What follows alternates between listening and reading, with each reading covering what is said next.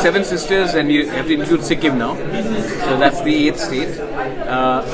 The idea of coming to London was that this entire idea about India is largely restricted to the mainland, or at best it stops at Bengal.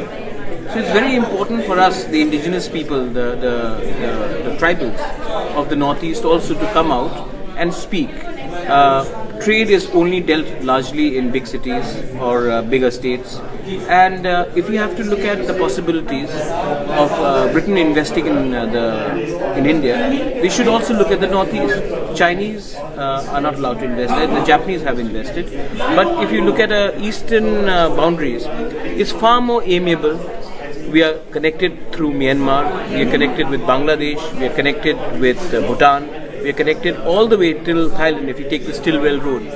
So if Britain needs to come in, then they should definitely look at sustainable tourism, green energy, they should look at education, and they should definitely look at healthcare. The British had an influence in the Northeast for a very long time, pre-independence, and even today most of the schools there which were open till Darjeeling have been actually opened up by the missionaries or the hospitals like the Welsh Mission, the Nazareth. So there is a connection, and that connection needs to now be expanded furthermore. Absolutely, and you did mention healthcare and green tech.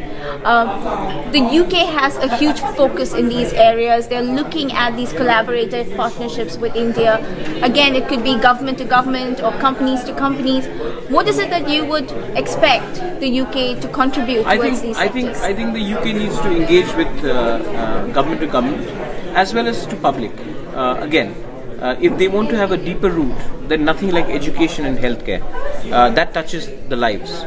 And if you look at the entire Northeast, we are very proficient in English, we are very proficient in the service sector, and that is where again the United Kingdom government should look at our youth as an avenue for further collaboration, whether it is in the service industry, whether it's in the nursing industry, and tourism.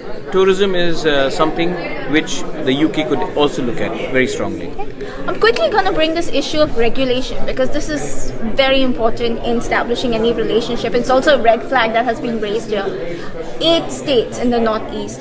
How easy it would be to regulate or bring a sort of a uniform regulation between these states? Are there a lot of differences, or is it also a part where you see a uniform regulation? Today, if someone is unwell in Tripura or in let's say Mizoram or Manipur, they end up going to Chennai, they end up going to Bangalore, they end up going to Delhi for treatment. So when it comes to healthcare, I don't think there will be any problem with regulations.